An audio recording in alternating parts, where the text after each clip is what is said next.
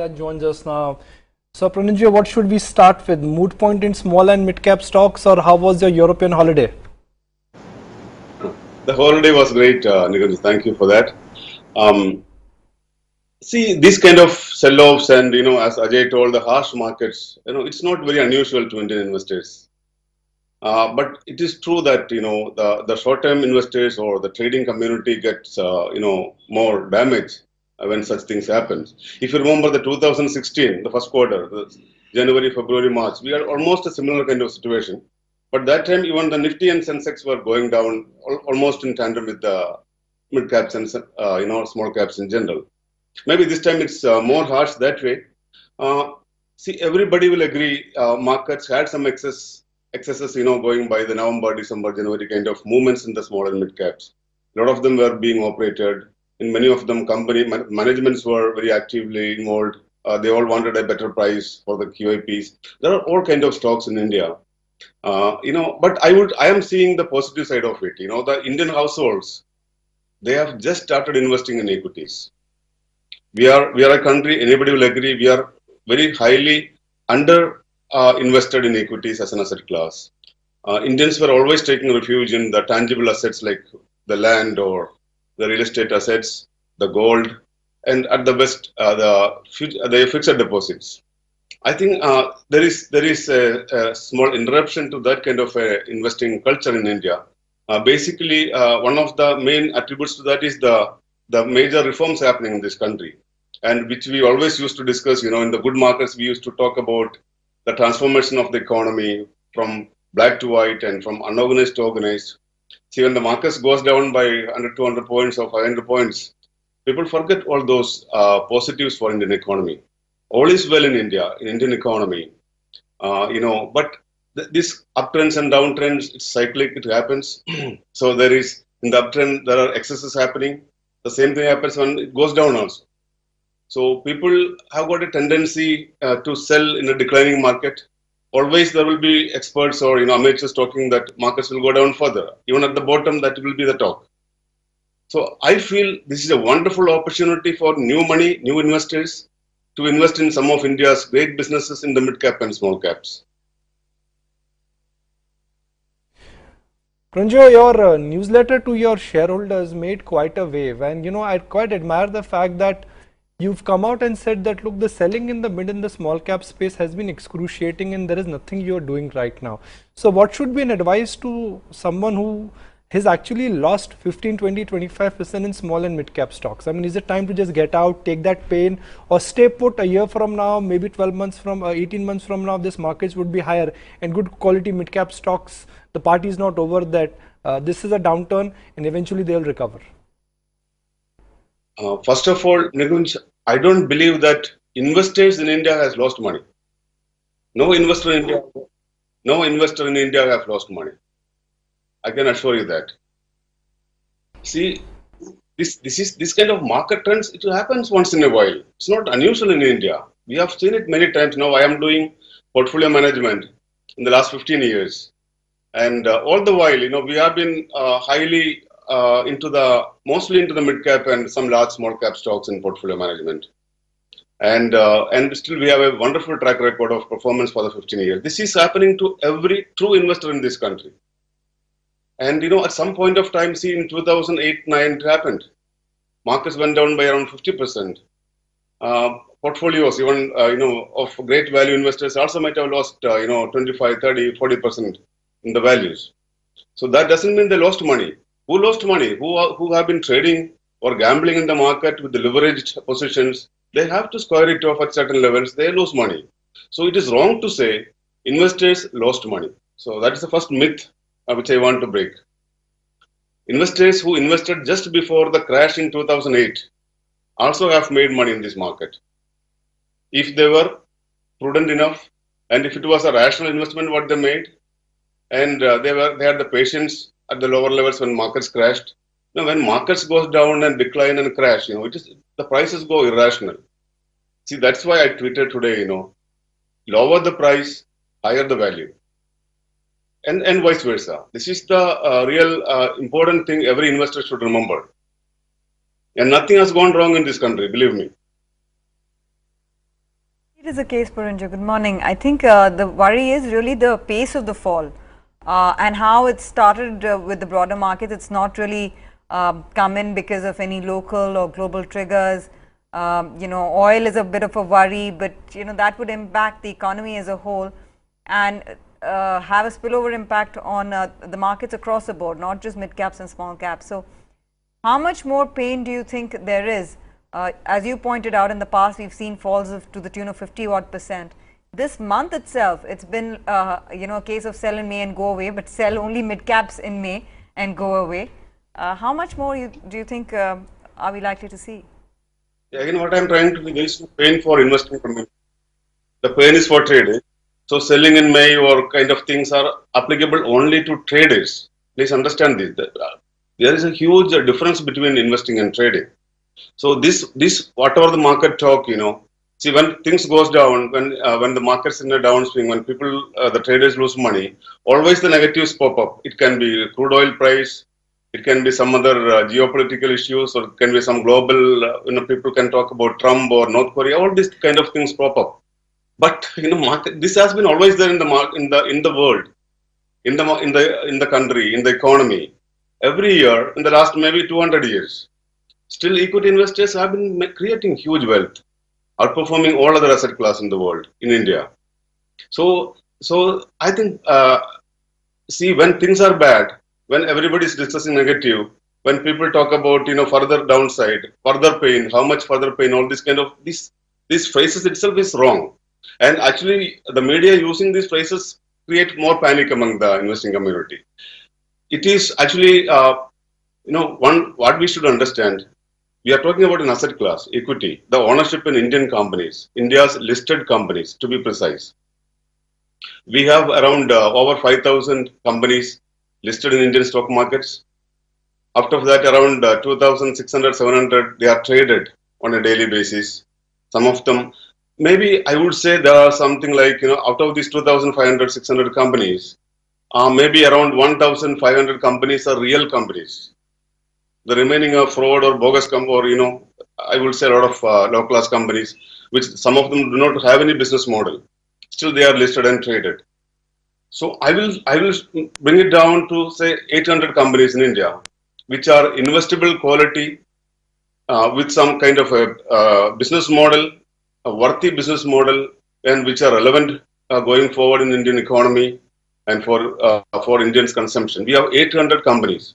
So the ownership of these 800 companies, I'm telling you, is the best asset class in the whole world for an Indian to invest as an opportunity as on today. There is nothing better than that.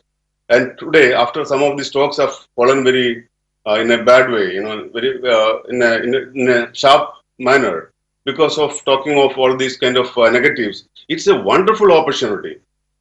And now, so these companies.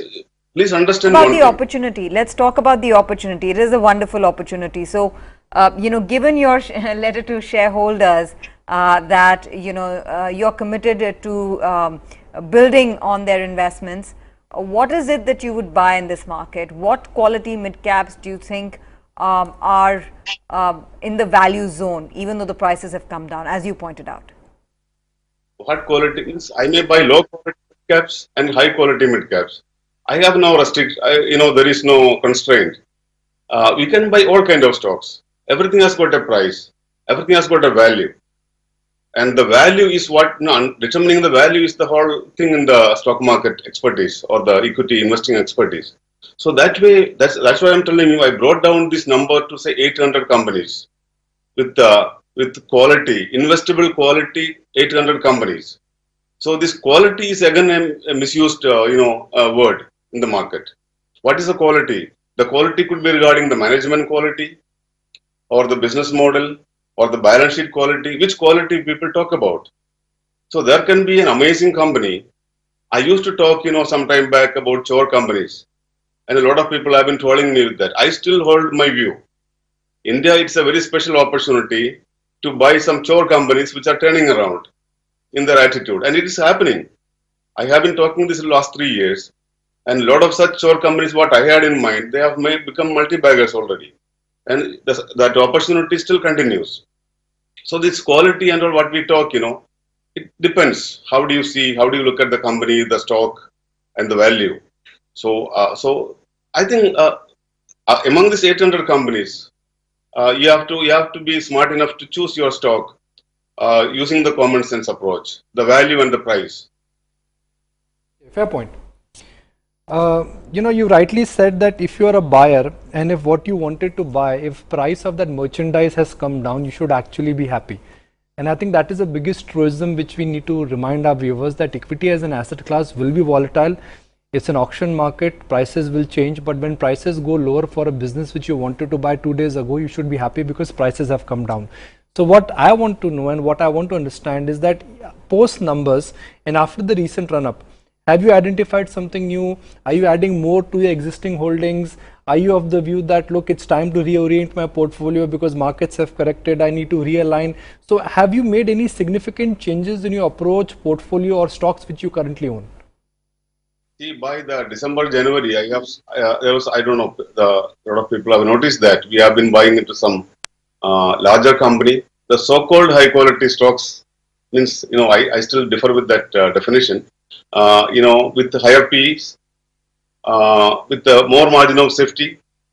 Now, but at the same time, today, the way markets, the stocks in mid cap and small caps in general have fallen, it gives a very special opportunity, a pocket of opportunity out there, where you may need to, presume certain things, where the quality, the stock is not considered to be high quality for certain reasons, or there are some negatives in some of the companies. See, companies without any negative news will be overpriced. That is the style in India always. But even such companies, because of the higher economic growth happening in this country, like an HDFC Bank or some of these Colgates or Liver, ITC, they go on giving very good and impressive CAGR for the long-term investors. There can be some pockets or some years of underperformance. So it's all it's all not very easy, Nikunj. So I have been I still strongly believe this is the time for investors to remember some of the positives which we used to discuss a year ago or 2 years ago. When we talk about the same thing, I want to tell you, we are talking about Indian economy is moving a lot from black to white and unorganized to organized. Don't forget it when the markets are down. This is the appropriate time, a better time to kind of the trends, the structural changes happening, positive changes happening in Indian economy. So I talked about these 800 companies. Please understand, these 800 companies, constitute the majority of India's economy. And we should not forget at this time conveniently about our 1,200 million people, all those kind of positives which we used to discuss earlier when the markets were good. Now people want to talk about the crude price or whatever negatives you can identify, you talk it. That's the wrong way. Right. Okay, so let me ask you a couple of follow-up questions and I'll be very quick here. As per the disclosure, the last stock which you bought, at least what I've noticed, was Hawkins. Before that, it was Vatek Wabag. I have not spoken to you about those two stocks in a public forum. Let's understand your rationale. It's true. I think because we bought more than 5% here to disclose in Vatek Wabag, and I think Hawkins also came in because of the block deal came in public domain. Of course, Kaya is the one which our largest holding in our portfolio management. We are holding nearly 15% of the company. We are still buying. So these are all some themes and some ideas which we believe has capability to create wealth in the coming 5-10 years in India, in Indian economy. So there is that is how we are looking at companies and businesses. And in the course, sometimes we deviate from this kind of qualities, and we may get into some smaller ideas, unidentified or undiscovered ideas. And actually, that is where we have created more wealth, like a future consumer, which we discussed long back at 10 rupees, went to 65, 70. Now it is around 55. Still, it's a 5-bagger. So this kind of, we have to be flexible. If you go on buying only the high quality stocks, I think that is also a good way. I have never opposed to buying high quality stocks. But when sometimes our economy the structure of the economy or changes happening can give you a great opportunity to pick some other kind of stocks to make wealth at least in the medium term. So that is why India is so, we are so dynamic kind of an economy. The kind of, I always used to talk, the kind of the segments India has and the sub-segments India has, everything has got a relevance. Everything sells in India because of our demographic structure. So I'm sorry, I missed the question. Excuse me. Porinju, you've said the importance of value. But if I look at the top three holdings, Kaya, Vatek Vabag or Hawkins, some would argue that they are not turnaround stories, they are well discovered, good companies which have great business and good earnings trajectory. Now that's not the way you invest. I mean, what I know of you is that you like to shake some trees, shake some rocks, hunt for that next treasure which is buried beneath those trees. You like to buy unknown names. How come you've gone for rather well discovered known companies this time? I do both, Nikunj. This is nothing new. Now people came to know now. I buy both the kind of stocks, the high quality, well established businesses also. See why the last 2-3 years I was talking about the turnaround stories. So that was a best theme to play, and people have created huge wealth by doing it. So maybe it's time to, when things are uncertain, when those kind of stocks have already gone up manifold, and already created great wealth. Maybe it's time to look into the other kind of companies. But again, that cycle is also over. Now these kind of stocks have corrected sharply, and it is values are emerging, and some of them are, I believe, they have deep values for investors to look at this point of time. But I don't really want to discuss individual stocks. Actually, being too transparent on media also given me some damage, to be very frank. People have all been the trading community buying into the stocks, and when things are bad, they sell off, and the stock goes down beyond what it would have gone down. So that is also not very healthy. The opportunities, I have no doubt about the opportunities. Earlier you talked about Vietech, Wabag. Why did I buy it? See, it's a theme. It's a water theme. Now this company is not doing very well in the last 2 years. So I think it is at an inflection point. It's a wonderful company with a strong balance sheet. And if you take away those 2-3 accidents happened in the company's last 2 years history, I think this is at an inflection point. But I don't know, in the future, there can be problems again happening. So nobody can really predict exactly how this company will work, because these are depending on the orders coming in, government policies, which are not, in India, we never policies. Porinju, a lot of the times buying into stocks is also one's judgment call and one's own analysis and the way one would look at the balance sheet and the financials. So I think that much credit your investors and your clients would keep with you. Just as a wrap-up note, because we've had an extensive discussion about the mayhem in the small caps. Are you buying right now? Are you going to wait out a bit before buying? For a lot of people out there who may not be your clients, viewers tuning in who perhaps bank on you for advice, how would you characterize approaching risk return in this sort of a market environment for the broader markets, for small caps and mid caps? We are buying aggressively now in the markets. In fact, we have the record inflow of funds in the last few days, especially after my letter to investors a week ago. We have a record inflow of funds, record number of people joining portfolio management. And so that's what is happening at Equity Intelligence. And another thing, the media reporting, including Economic Times, they are showing some penny stocks which I bought in my personal name some time back and maybe not holding today. They are showing it as our Equity Intelligence stocks. So that's a very wrong idea. We have very solid kind of businesses under portfolio management, and some of the stocks have gone down from the recent high. That doesn't mean anything. We are very confident and comfortable. So we are, and this will happen. Now, whatever have been happening to Equity Intelligence in the last 1 week, a lot of new clients joining and a lot of people after my letter adding capital, existing investors. So this will happen to everybody, all intermediaries.